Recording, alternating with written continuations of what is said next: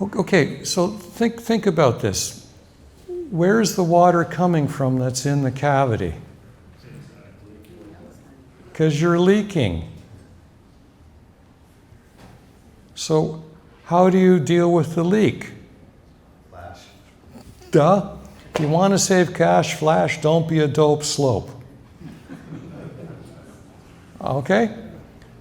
There you go. Now, do I like an Intello on the inside compared to 6 mil poly?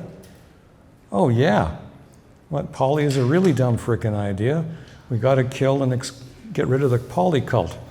And people are wrapping their buildings with 6 mil poly, and I'm saying, well, we need the poly, we need the poly. And I said, why don't you use Intello? So I love Intello in Minnesota because I can't kick Minnesota out of the union and make them part of Canada.